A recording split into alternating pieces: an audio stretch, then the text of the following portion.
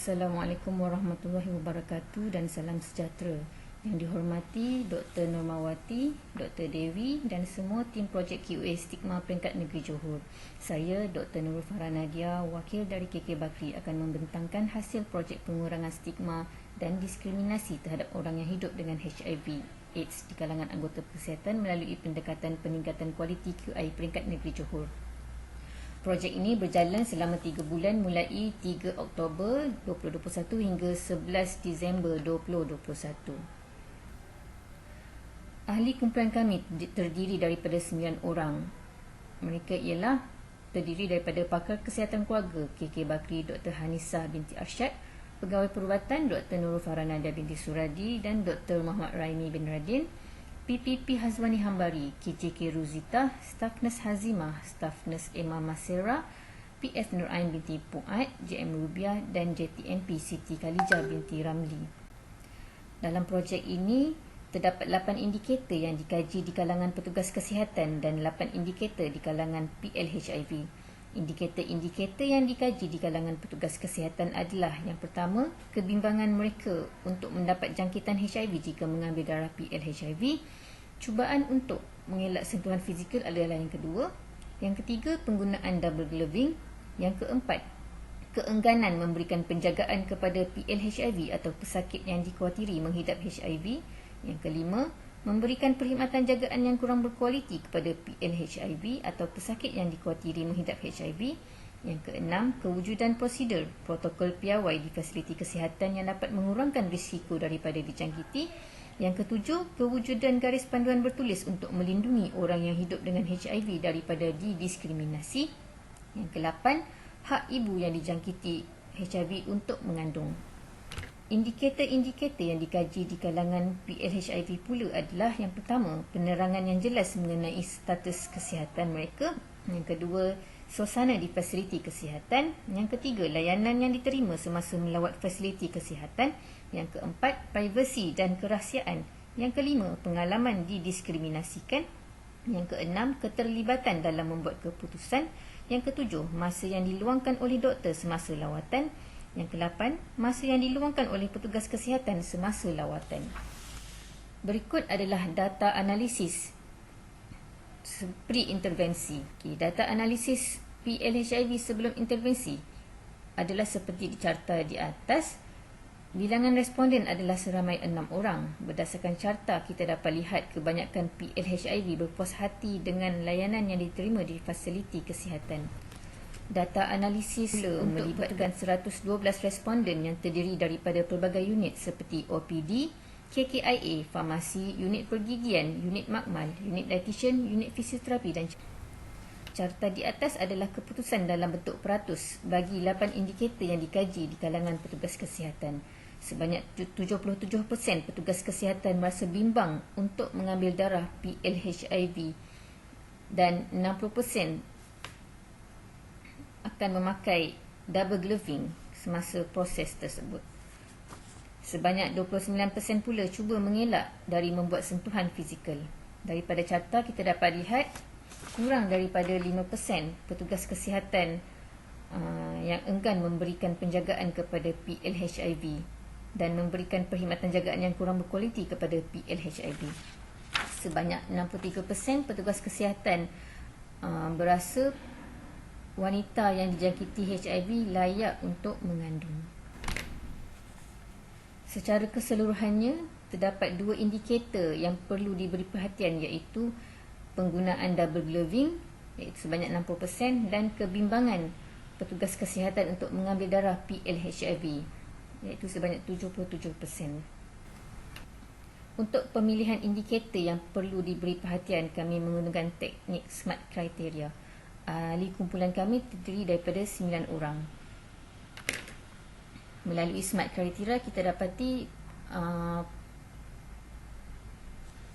kebimbangan petugas kesihatan untuk mengambil PL-HIV mendapat markah total jumlah sebanyak 90.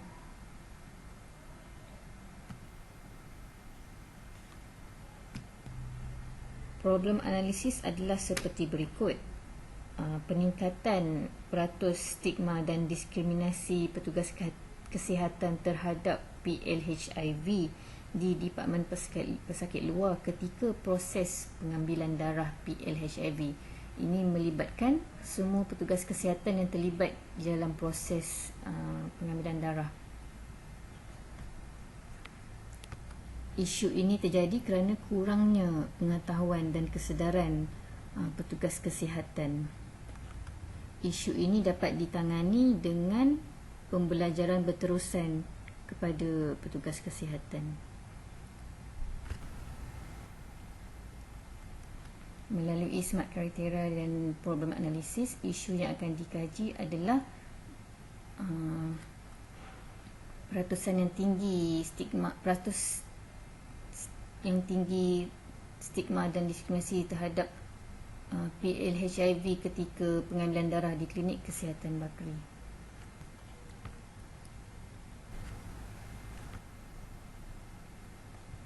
Sebab-sebab pemilihan adalah kerana stigma yang tinggi di kalangan petugas kesihatan ketika pengambilan darah menyebabkan PLHIV ataupun key population enggan menjalani ujian ataupun enggan mendedahkan status HIV mereka. Oleh itu, ini akan menyebabkan diagnosis lambat dan rawatan juga lambat dimulakan. Tiada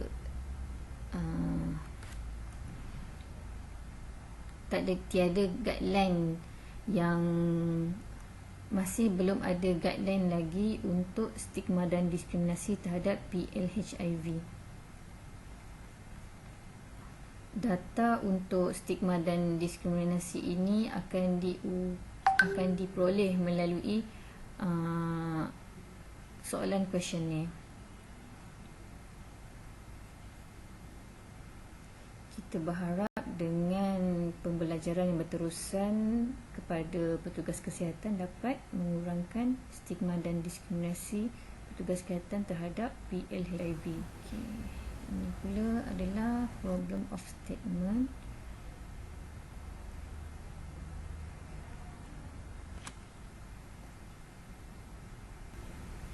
Berikut adalah Gantt chart yang itu bermula daripada awal bulan Oktober. Kita mulakan dengan meeting. Ada meeting pertama dan meeting kedua. Seterusnya intervensi bermula awal bulan November sehingga awal Disember, iaitu selama lebih kurang 1 bulan.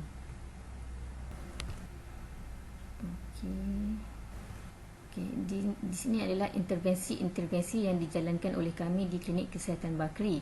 Yang pertama adalah penghasilan video do and don'ts, and then video promosi program HIV yang terdapat di KK Bakri.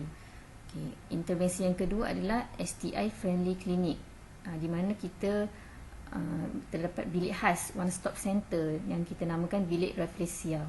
Pesakit yang diterima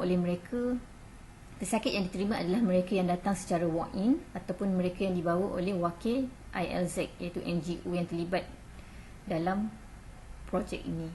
And then untuk NGO, kita ada menjalankan latihan CBT supaya mereka dapat menjalankan ujian rapid test di luar klinik. Intervensi yang ketiga adalah program saringan HIV secara percuma. Itu saringan tanpa nama, saringan praperkahwinan, saringan untuk pesakit TB ataupun kelamin, saringan untuk key population. Seterusnya, kita ada juga menjalankan pertandingan poster peringkat klinik. Yang kelima, latihan di kalangan staf. CME dijalankan secara virtual. Untuk CME, kita JV bersama KK Maharani. CME yang dijalankan adalah CME PMTCT, CME Infection Control dan CME Stigma dan Diskriminasi. Yang keenam, program PMTCT HIV dan Sifilis. Yang ketujuh, e-notifikasi dan rawatan HIV antiretroviral terapi juga ada dijalankan di Klinik Kesihatan Bakri. Yang ke-8, kita mewujudkan sudut khas HIV dan AIDS. Yang ke-9, intervensi yang ke-9 adalah projek bersama NGO, di mana kita JV juga bersama KK Maharani. Kami menjalankan virtual run 5km dan kuis online untuk PLHIV dan NGO. Ini adalah gambar untuk pengambilan darah di bilik KKI dan kecemasan untuk program saringan. Okay, ini pula e-notifikasi untuk kes baru.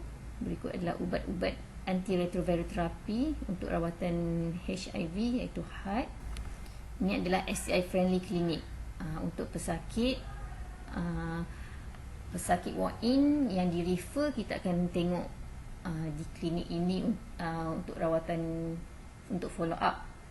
Untuk pesakit yang dibawa oleh ILZ, kita akan terus berjumpa dengan dia di klinik bilik Rafflesia.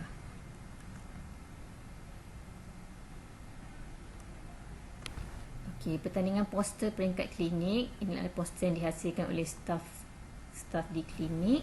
Okey, CME virtual diadakan secara di klinik jugalah secara virtual, melibatkan semua staf PKD MUA. Ini adalah sudut PMTCT HIV dan sifilis. Okey, projek bersama NGO, 5KM virtual run dan kuis JV bersama KK Maharani. Okey, berikut adalah data analisis post intervention. Okey. Data post intervensi di kalangan PLHIV menunjukkan keputusan yang lebih kurang sama dengan pre-intervensi, di mana kebanyakan PLHIV berpuas hati dengan layanan dan rawatan di fasiliti kesihatan. Bilangan responden meningkat 1 orang, pre-intervensi 6 orang dan post-intervensi 7 orang.